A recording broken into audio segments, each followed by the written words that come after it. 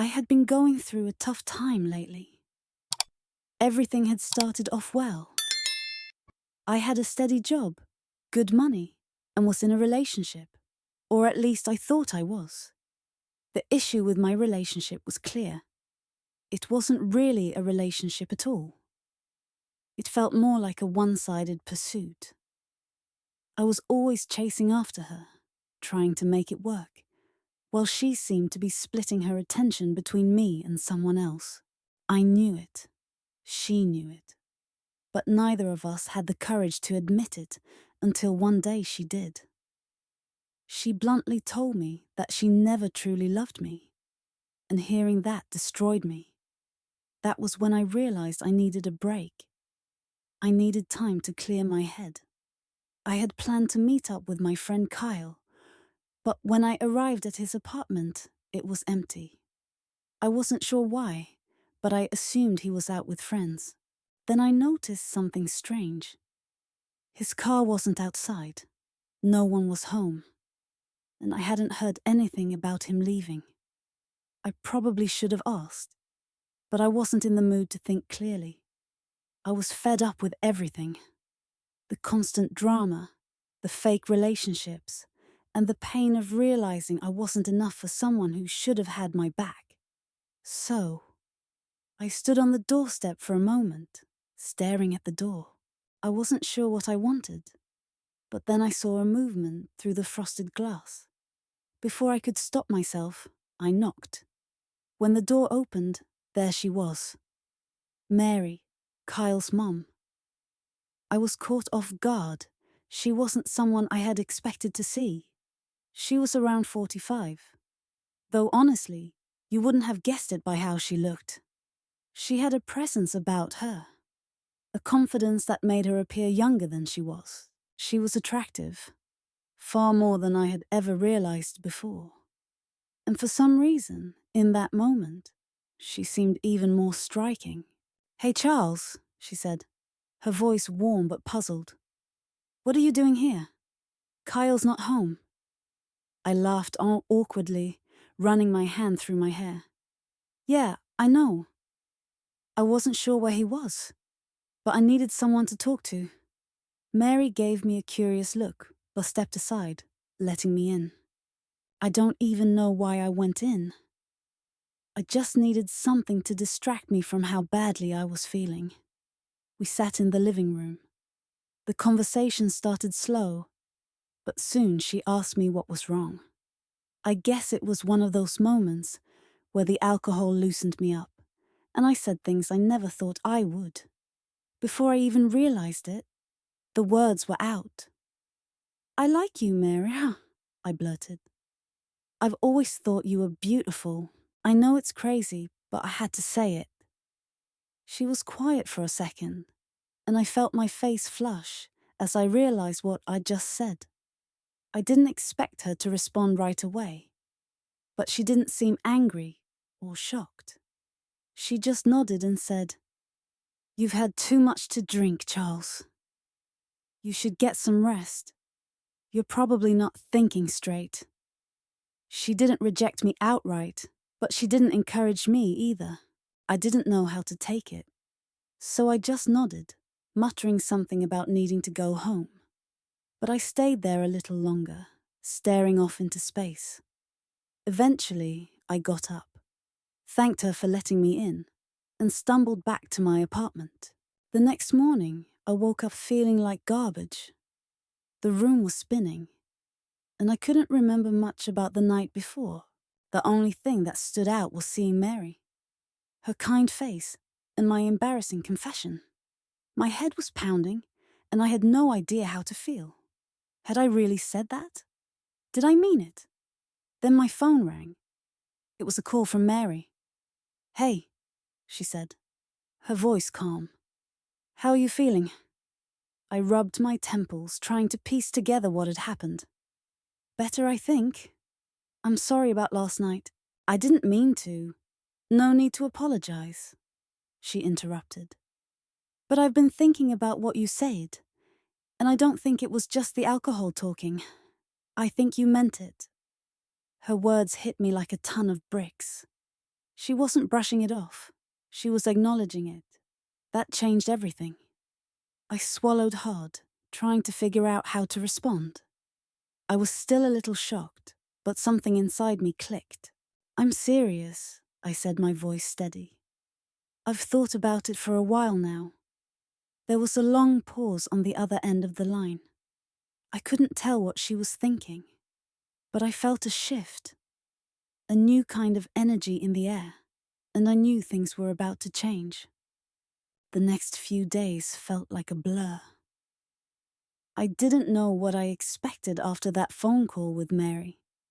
Part of me thought she'd just pretend it never happened, but that wasn't the case. It was as if something had changed between us, something unspoken, but undeniably there. Her words kept echoing in my mind. "I think you meant it." I couldn't stop thinking about it.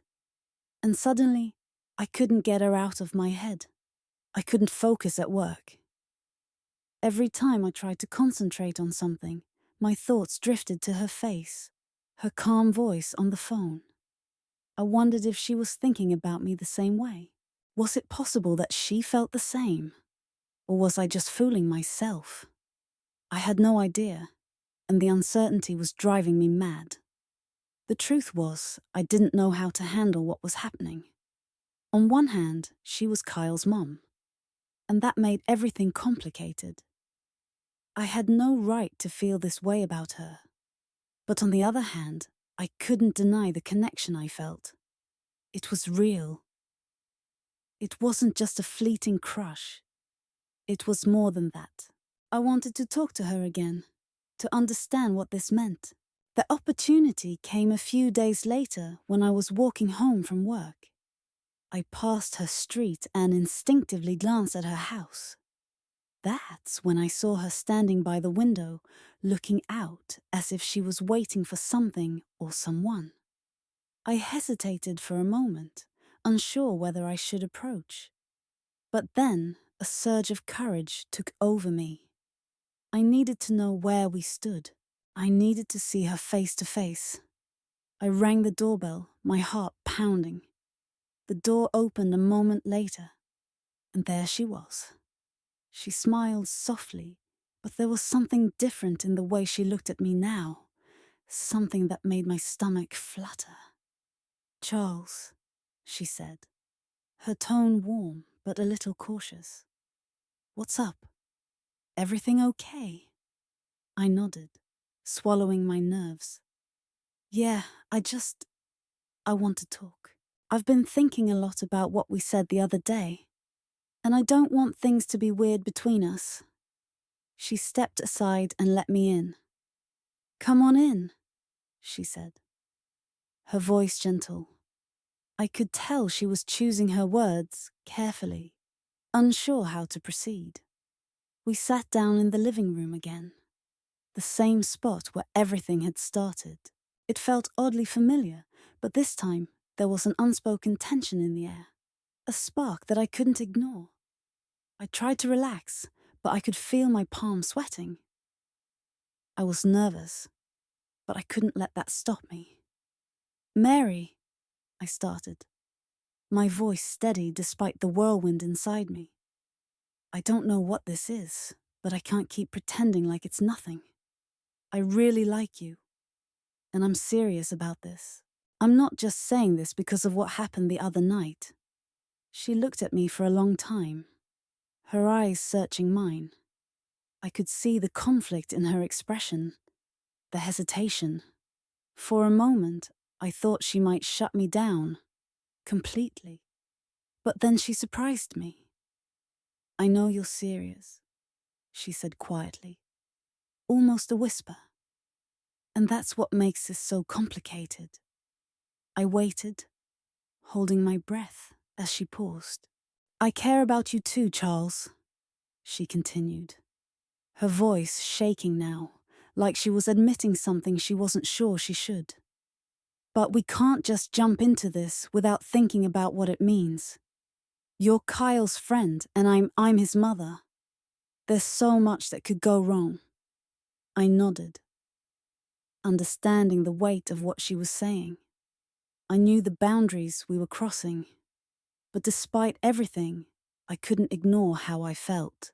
I get it, I said, my voice steady. But I'm willing to take the risk. I don't want to hide how I feel about you. Mary looked at me for a long time, and for a moment, it felt like the world had stopped moving. Then she sighed and leaned back in her chair. I'm not saying yes, and I'm not saying no, she said softly. But let's just take this one step at a time. We need to figure out where this is going without rushing into anything. We need to think about the consequences, Charles. But I don't want to lose you either. I couldn't help but smile at the corners of my mouth. It wasn't a yes, but it wasn't a no either. And for now, that was enough for me. That was all I needed. As we talked more, I felt a connection building. Not just physically, but emotionally. We understood each other in a way no one else did. Despite the complicated situation, I couldn't help but feel that this was the beginning of something real. Something that could become something beautiful. And maybe, just maybe, it was worth taking that risk. A week has passed since that conversation with Mary. And let me tell you, things haven't exactly been easy. We agreed to take things slow. No labels, no rushing. But every time I saw her, or even thought about her, I felt this pull. There was a part of me that wanted to act on it, to be with her. But there was another part of me, reminding me of all the reasons this was a bad idea. Kyle had been back from Europe for a few days now, but I hadn't seen him. I kept making excuses not to hang out with him. I didn't want to lie, but I also didn't want to tell him the truth. Keeping the secret was the hardest part of all of this. It wasn't just about keeping it from Kyle. It was about Mary. It wasn't like we were hiding anything illicit or scandalous. But the longer this went on, the more it felt like we were doing something wrong. Even though we weren't officially together, I spent a lot of time thinking about that day when we talked about taking it slow. We hadn't officially started anything, but we were already stepping into new territory. It was hard not to get ahead of myself. I didn't want to push her, but every time we talked or hung out, I felt like we were building something. It wasn't just physical anymore. It was more. I decided to stop by her house one evening, hoping for a casual chat, but also, if I'm honest, to see where we stood. The door was unlocked when I arrived, so I stepped inside, not sure what to expect. I didn't see her at first. She wasn't in the living room, so I walked toward the kitchen. That's when I heard her voice from across the room. "Charles," she said softly, looking up from the counter as she wiped her hands on a dish towel. She smiled, but it wasn't the same easy smile I had seen before. It was more cautious, guarded. "Hey," I said, trying to sound casual, though it was impossible to hide the nervous energy I felt inside. "I just wanted to check in, see how you're doing." She nodded. "I'm good. You?" She leaned back against the counter, arms crossed over her chest, studying me. "I'm okay," I replied, unsure if I was telling the truth. I felt like I was lying to myself, trying to convince myself that I wasn't feeling what I was, trying to push down the emotions I had for her. But they were there, always present, always on the edge of my thoughts. "Charles," she said, her tone more serious now. "I've been thinking about everything. About us." My heart raced. I wasn't sure if it was because of the tension in the room, or because I had no idea what she was going to say next. "I don't want things to get complicated," she continued. "I'm not sure how far I can let this go. I need to think about Kyle, you know. It's not just about us. There are many factors to consider. I could understand her perspective. I knew she was struggling, trying to decide if this was worth pursuing and if it was worth the risk. Honestly, I couldn't blame her. If I were in her place, I'd be asking myself the same things. I get it, I said, moving a little closer to her. I know this is tough, but I can't stop thinking about you, Mary. I know it's complicated, but I'm ready to take that chance. I'm not backing down. She looked at me for a moment, then sighed. I don't want to hurt you, she said softly, but I don't want to hurt Kyle either. You know how he is. He's not the most understanding when it comes to his family. I nodded, feeling the weight of the situation. I knew Kyle wasn't someone who would take this well, but I couldn't keep avoiding it. I had to figure out where we stood, or I'd go crazy with uncertainty. I know, Mary, I said quietly. I don't want to hurt anyone, but I can't pretend that I don't care about you. I can't hide this anymore. She stared at me for a long time, her expression softening, but the hesitation remained in her eyes. Let's just take it one step at a time, she finally said. We can't rush into anything, but I don't want to lose what we've started. I nodded, feeling a strange combination of relief and nervousness. We were moving carefully, but I knew there was no turning back now. Whatever this was, it was real, and now we just had to figure out how to make it work. The days that followed were a blur. Mary and I had agreed to take it slow, but every moment with her made it harder to keep pretending everything was as simple as it seemed. It wasn't just about attraction anymore. It was about all the things that came with it. The lies I was telling Kyle, the lies I was telling myself, the guilt that started to creep in. I knew I was walking a fine line, and it felt like I could trip at any moment. Over the next few days, Mary and I spent more time together.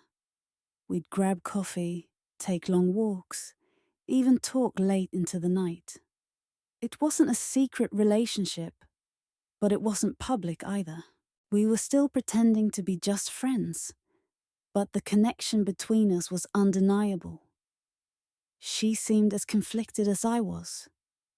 There were times when I saw her look at me with that same intensity, the one that showed she felt the same pull I did. But other times I'd see her pull away, trying to keep some distance. I knew she was trying to protect herself, trying not to get too deep, and I couldn't blame her for that. The age gap, the fact that she was Kyle's mom, everything about it made it feel wrong. But it didn't stop me from wanting her.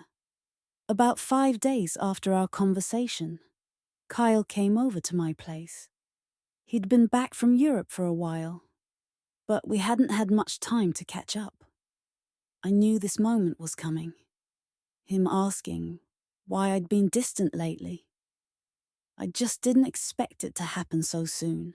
I tried to stay casual, but I could see the concern on his face as he sat down across from me. Dude, what's going on? He asked, taking a sip of his beer. You've been acting weird. We haven't hung out in a while. You've been off. Is everything all right? I could feel the tension in my chest. I couldn't look him in the eye. I tried to think of something. Any excuse to make it sound like everything was fine. But the words wouldn't come. He was my best friend. And here I was, hiding something huge from him. Something that would tear everything apart. Yeah, I'm good, I said, my voice giving me away. Just stuff. You know how it is. He wasn't convinced. His brow furrowed, and he leaned forward, giving me that look. The one he always gave when he knew I was hiding something. Stuff? Dude, come on, he pressed. We've been friends forever. What's really going on? I felt my stomach twist. I knew I couldn't lie to him forever. But I wasn't ready to tell him the truth. Not yet, at least. Not until I knew where I stood with Mary. I know, I said, trying to force a smile. Seriously, it's nothing. Just figuring some stuff out. Kyle stared at me for a moment before shrugging it off like he was giving me space. He always did that, but I could tell he wasn't convinced. He knew something was off, but he didn't press.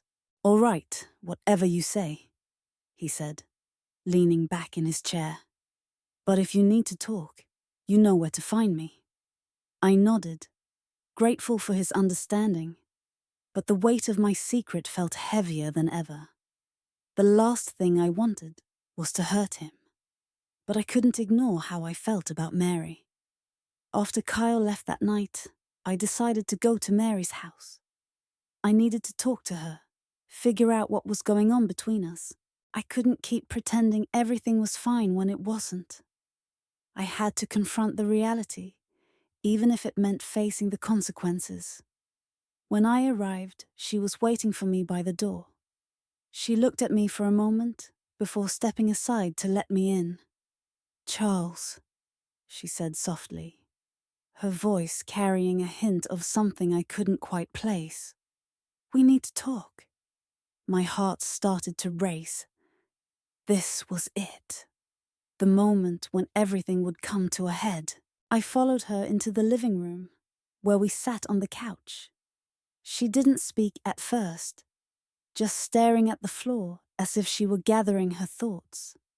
"I've been thinking," she said finally, her voice shaky. "I don't want to hurt you, but I don't want to hurt Kyle either. He's your best friend. This is complicated." I nodded, knowing exactly what she meant. "I know," I said quietly, "but we can't keep pretending we don't feel something. I can't stop thinking about you, Mary. Every day, it's all I think about." She looked at me, her eyes filled with a mix of sadness and longing. "I don't know what to do," she whispered. "This isn't just about us. It's about everything. Our lives are so intertwined. I don't want to cause chaos. I'm scared of what this could do." I took her hand in mine, feeling the warmth of her skin. "I'm not asking you to make a decision right now," I said. "I just need you to know I care about you. I'm not backing down.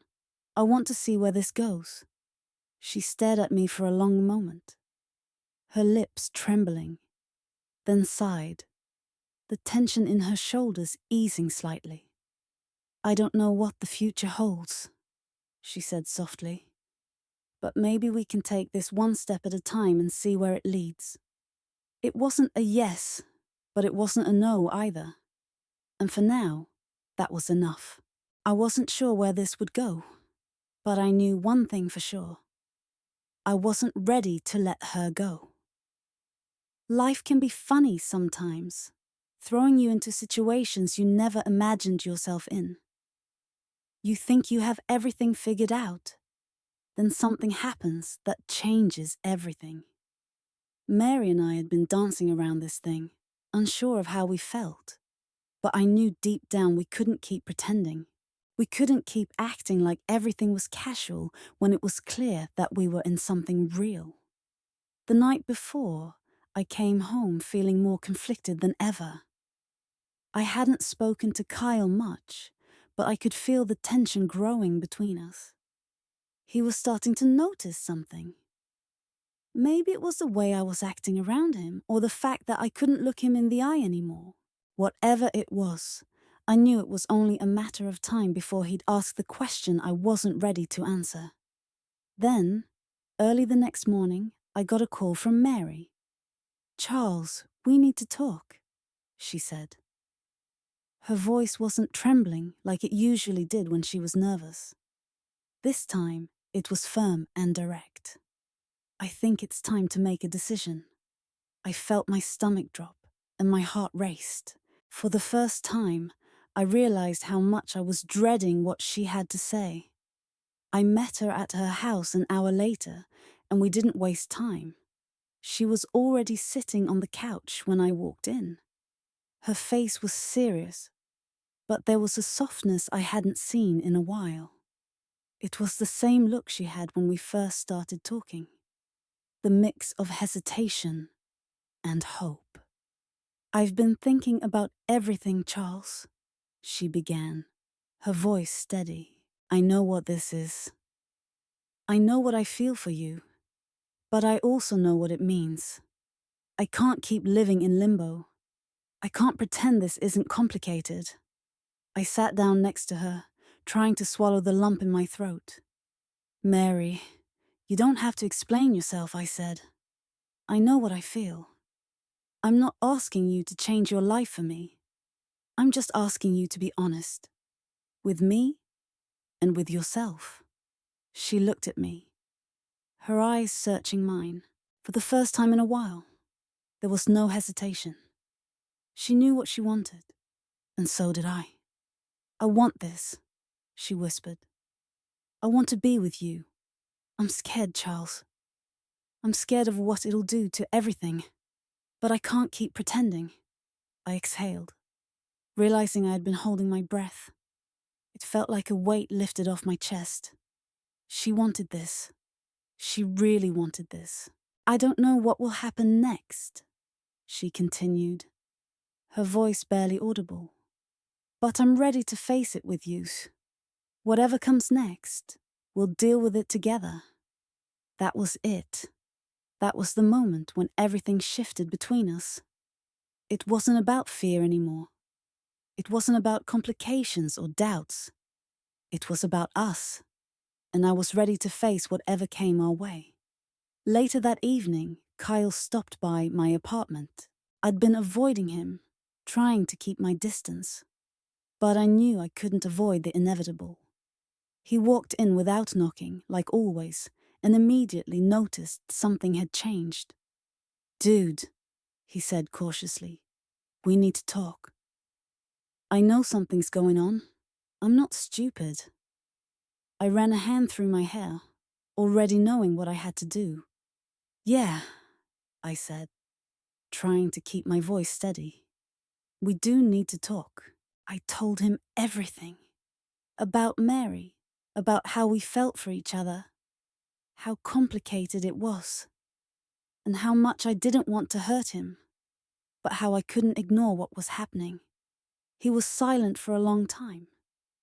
He didn't yell or get angry right away, but I could see the hurt and betrayal in his eyes. I couldn't blame him. I never imagined I'd be in this situation, but here we were. "I don't know what to say," Kyle finally said, his voice barely above a whisper. "I guess I get it. I'm not happy about it, Charles, but I understand. Just don't screw this up, okay? I don't want to lose both of you." I nodded, grateful for his understanding, even though it was hard for him to accept. He wasn't happy, but I knew he wouldn't stand in our way. He never had before. As the days passed, Mary and I spent more time together. We didn't have all the answers, and we didn't know what the future held, but we were finally being honest with each other. The weight of secrecy had lifted, and we could finally breathe. Kyle and I didn't have the same relationship we once had, but we were still friends. It wasn't easy, but he was coming to terms with it. We were all figuring it out one day at a time. As for Mary and me, we didn't know what the future held, but one thing was certain. We were finally ready to face it together. No more pretending, no more hiding. We were ready for whatever came next. And for the first time in a long time, I felt like I had control over my life. I'm 30 years old, just a regular guy leading a fairly ordinary life. I work as a construction laborer, putting in long hours at the job site. When I'm not lifting heavy objects or hammering nails, I take on side gigs to earn extra money. I just need the cash, you know.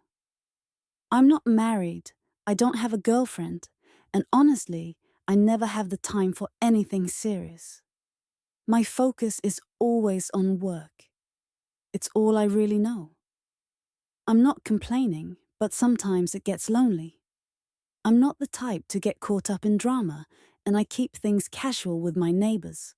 I don't really spend time with them. Just the occasional nod in the hallway, or brief pleasantries if we happen to cross paths. Then there's Lola, who lives next door. Lola's 48, widowed. And to be honest, we've always been pretty much strangers, just saying hello now and then when we see each other. She's been living alone ever since her husband passed a couple of years ago. Her kids are studying abroad or something, so she spends most of her time by herself.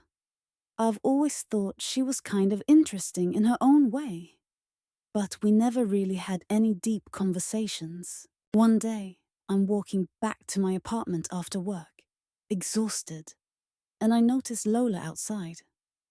She's sitting on the steps, staring at the street like she's deep in thought.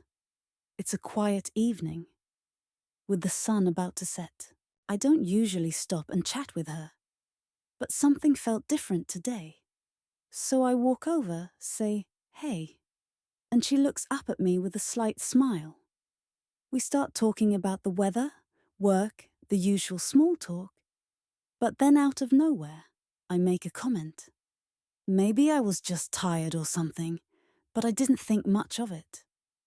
"I don't mind dating an older woman," I joke, laughing a little, half serious. I mean, they've got life figured out, right? No drama. I don't even know why I said it. It just came out. But the second the words left my mouth, I felt a strange shift in the air. Lola's eyes widened slightly, and she leaned forward a little. She didn't laugh, didn't brush it off like I thought she would. She gave me this look I couldn't quite read. "Really?" she asked. Her voice soft, almost teasing. "Well, you never know, right? You might be surprised by what you find." I laughed, trying to backtrack a little, but it was too late. The damage was done, or at least that's what I thought. I shrugged. "Nah, I'm just messing with you. You know how it is." But there was something in her eyes, some kind of curiosity. The kind of curiosity you don't expect from someone who's been living next door to you for years, but you've never really seen in that way. We talked for a few more minutes, then I went inside. I figured whatever. It was just a stupid joke. Nothing more to it. But something about the way she looked at me made me feel like maybe, just maybe, I'd said more than I intended. The next few days passed, and I didn't think much about it. I fell back into my routine. Work, side jobs, sleep. You know the drill. But then she started acting a little differently, and I started wondering if that joke was going to come back to haunt me. That's when it hit me. I had no idea what I'd set in motion. But for now, I was still clueless. A few days after that conversation with Lola, something felt off. I couldn't shake the feeling that something had changed between us. I didn't quite know what it was, but when I'd see her, she'd smile at me a little differently, like there was some unspoken understanding. It was strange, and honestly, I didn't know how to handle it. At first, I thought maybe I was overthinking it. I mean, she was a widow, and I assumed that meant she wasn't looking for anything like that. But the way she looked at me when I made that joke, there was something there. Something I couldn't quite put my finger on. I told myself it was nothing, just me being paranoid. So I kept to my routine. Wake up, go to work, come home, grab a quick dinner, pass out. I didn't even think about it until one evening when I was walking back from the corner store and saw Lola standing outside my door. She was leaning against the wall, arms crossed, gazing up at the stars, lost in thought. When she saw me coming, she straightened up and gave me that same smile. But this time, it was different. It wasn't just casual. It was like she was waiting for something. My heart skipped a beat, and I knew I hadn't imagined things from the other day. "Hey, Brad," she said, her voice casual, but with a hint of something more. "You got a minute?" I paused for a second, thinking of making an excuse, but then I figured, why not? I was already there, and it's not like I had anything pressing to do. "Sure," I said, stepping toward her. "What's up?" She hesitated, glancing down the hallway, as if checking if anyone else was around. Then she looked back at me, her eyes softening. "I know this is a bit sudden," she said, her tone quieter than usual. "But I was wondering if you'd like to come over for a drink sometime. I mean, just as neighbors. Nothing weird. I've been meaning to ask, and I figure now's as good a time as any." I stood there for a moment, unsure of what to say. On one hand, I knew what this was about. She was taking my jokes seriously. But on the other hand, it felt more like she was testing the waters to see if I'd bite. My mind raced, and I couldn't help but feel awkward. It wasn't that I didn't find her attractive. Lola was attractive in her own way. She had this quiet confidence, and you could tell she was a woman who'd lived and learned. But at the same time, I wasn't looking to get involved with her. It felt too complicated, too messy. I opened my mouth to say something, but nothing came out at first. I cleared my throat. "Sure, yeah, why not?" I finally said, trying to keep my tone light and nonchalant. Lola smiled, and for a second, I swear I saw a flicker of relief in her eyes. She nodded, giving me a soft chuckle. "Great. How about tomorrow evening? I'll make you something simple." I hesitated for a second longer, but then nodded. "Tomorrow sounds good." As soon as I stepped into my apartment, I couldn't help but replay the entire conversation in my head. What was I doing? I hadn't expected this. Not in a million years. Lola, my neighbor, the woman I barely knew. And now, I was about to go to her place for a drink. Was this just a friendly invitation? Or was there something more to it? The uncertainty gnawed at me. I wasn't sure what I wanted anymore, but I also wasn't sure how to back out now. It was just a drink, right? I could keep things casual and leave if it got too weird. But even as I thought that, I knew deep down that things weren't going to stay casual for long. The next night, I showed up at her door, unsure of what to expect. She greeted me with a smile, wearing something simple but elegant. Nothing flashy, but enough to make her look different. I wasn't sure if I liked how it made me feel.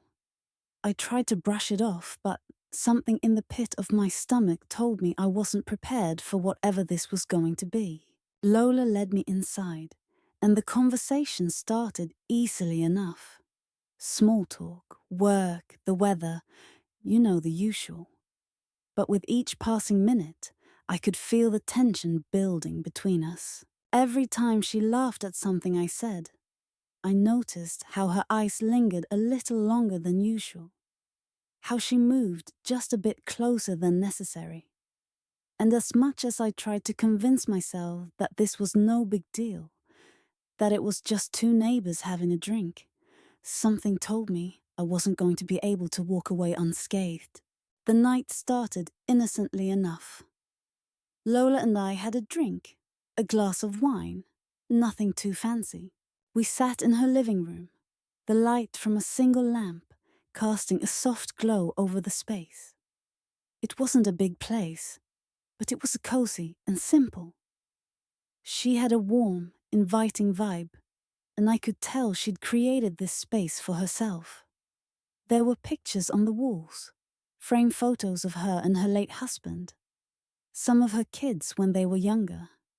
The place had this lived-in, comfortable feel. At first, the conversation was just the usual stuff. She asked about my work, and I told her about the latest project I was on. Nothing too exciting. I asked about her kids, how they were doing in Europe. She smiled, talking about them with pride. But as the night wore on, the conversation shifted. It wasn't like I was trying to steer it in any particular direction, but it just happened. She was sitting across from me, legs crossed, her glass of wine resting on the coffee table between us.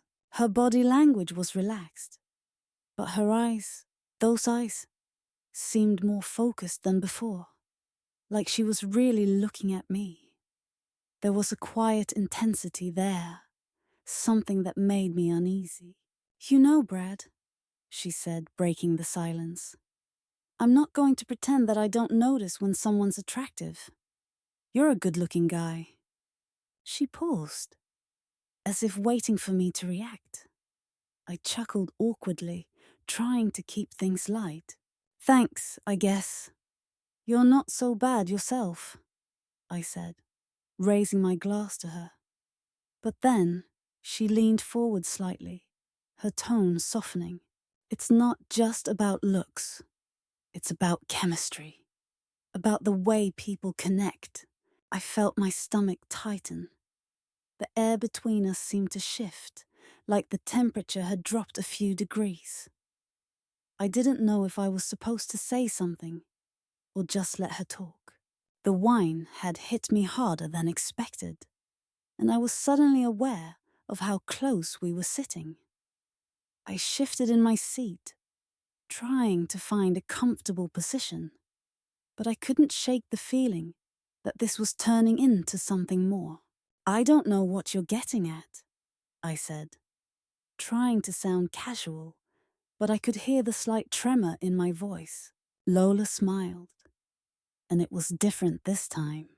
It wasn't a friendly smile, but more of a knowing one, like she could see right through me. "You don't have to say anything, Brad," she said, her voice lower. "I'm not asking for anything. I just wanted you to know that I'm here if you ever want to talk. Or more." I froze, my mind raced. Did she really just say that? More. Was she seriously coming on to me? My instinct was to back away, but at the same time, I couldn't deny the small part of me that was intrigued. There was something magnetic about her, something I hadn't expected. But this was complicated. She was my neighbor, older than me, and I had no idea how to handle this. And let's not forget that she was widowed, dealing with her own emotions. I didn't want to be the guy who took advantage of that. I forced a smile, but it felt strained. "Lola, I started, but she raised her hand, stopping me mid-sentence. "You don't have to explain anything, Brad," she said, her voice calm and steady. "I'm not expecting anything from you. I just wanted to put it out there." I sat there in silence for a long moment, trying to process what had just happened. It wasn't like she was demanding anything, but the way she'd said it, the way she'd looked at me, it left me feeling off balance, like I was suddenly in uncharted territory. "Well," I said, clearing my throat, trying to push past the awkwardness, "I'm glad you're being honest about it." Lola smiled again, her expression softening. "I'm not looking for anything serious," she continued. "Just someone to talk to. Someone who doesn't judge. I think you understand that." I nodded, unsure of how to respond next. The air felt heavy with an unspoken understanding between us, and although I didn't want to admit it to myself, I realized I was more drawn to her than I had intended to be. Maybe it was her confidence, or perhaps the vulnerability I saw in her eyes. But either way, I couldn't ignore the attraction. She finished her wine and stood up. moving towards the window. "You should probably leave," she said softly but firmly. "I don't want to make you uncomfortable." I also stood up, a little dazed. "Yeah, I should probably go." As I reached for the door handle, Lola turned back to me. "Brad," she said, her tone gentle but serious. "You don't have to make any decisions now. I just wanted you to know that I'm here if you need me." I nodded, unable to find the right words. "Thanks, Lola." I left her apartment and walked down the hallway, my mind racing. What had just happened? I thought I was just going over for a casual drink, but now things felt complicated. I wasn't sure what I wanted anymore. I didn't know if I should push her away or give in to whatever was happening between us. But one thing was clear. Things were never going to be the same. The next few days felt like I was walking on eggshells. Every time I saw Lola, there was this tension, as if we both knew something had changed, but neither of us wanted to address it. At first, it wasn't awkward, but more like an elephant in the room that we silently acknowledged, both too hesitant to confront it. I tried to keep things normal, waving when I saw her in the hallway, maybe exchanging a few words. But everything felt off. She was always friendly, as if nothing had changed. But there was something different in the way she looked at me now. It was subtle, but I noticed it. Her gaze lingered longer, and when she spoke, her voice was softer, almost intimate. I tried to convince myself that I was overthinking it, that I should just forget about that night. But every time I saw her, I couldn't ignore how I felt. The attraction was still there, but so was the discomfort. I didn't know what I wanted, or what she wanted, and I sure as hell didn't know how to handle this strange space we were in. Then came the day when I couldn't avoid it any longer. I was coming home from work, my hands full with a toolbox and some takeout. It had been a long day, and I just wanted to relax. But as I reached the front door of my building, there she was. Lola, standing outside like she had been waiting for me. I froze. I hadn't expected to see her now, not like this. But there she was, smiling like everything was perfectly normal. "Hey, Brad," she said, her voice light, almost too casual. "I was about to head out. Want to grab a coffee with me?" I hesitated. The invitation seemed innocent enough, but the way she said it so casually, like we were just friends, made me feel uneasy. Sure," I replied, trying to sound casual. "Let me drop this stuff off first." I pushed open the door to my apartment and quickly set the toolbox on the counter, trying to shake off the feeling that I was walking into something I wasn't ready for. When I came back out, she was still waiting. We walked to a nearby cafe, and as we sat down with our drinks, the conversation was mostly normal. She asked about my work, and I asked about her weekend plans. But it didn't take long for that same tension to return. "Brad," she said, her voice more serious now. "I've been thinking a lot about what we talked about the other night." My heart skipped a beat. I knew where this was going, and I wasn't sure if I was ready for it. "Lola, I started, but she interrupted. "I'm not asking you to make any decisions," she said, holding up her hand. I don't know how to explain it, but I feel something when I'm around you. I haven't felt this way in a long time. I just wanted you to know that." I stared at her, trying to process her words. She was so open, so vulnerable, and I didn't know how to respond. My instinct was to say something reassuring, to let her know I wasn't going to run away. But the truth was, I was scared. "I don't want to mess things up," I said quietly, unsure if I was talking about our friendship or something more. You're my neighbor, Lola, and I don't want things to get weird. She smiled, but there was a sadness in her eyes now. I get it, Brad. I really do. I just needed to say it to be honest with you. I'm not trying to pressure you. I appreciated her honesty, but it left me with an unsettling feeling I couldn't shake. I didn't know what to do with all of this. I didn't want to hurt her, but I didn't want to lead her on either. And the more I thought about it, the more I realized that I was the one who didn't know what I wanted. The conversation shifted back to safer topics, but the air still felt thick with unsaid words. When we finished our coffee, I stood up, not sure if I was relieved or disappointed. I should get going, I said, trying to sound light. Yeah, me too, she said, standing with me. But I'm here if you want to talk, Brad. Anytime. I nodded, and we walked back to the building in silence. When we reached our doors, Lola stopped and turned to face me. Just think about it, she said quietly. Okay, I replied, not sure what I was supposed to be thinking about, but nodding anyway and trying to smile. Yeah, I'll think about it. She gave me a small smile before turning and heading into her apartment. I stood there for a moment, my heart pounding. What the hell was I supposed to do now? I couldn't stop thinking about her and what she'd said, but at the same time, I didn't know how to handle any of it. Should I push her away, or was I overreacting? All I knew was that I was deeper in this than I ever planned to be.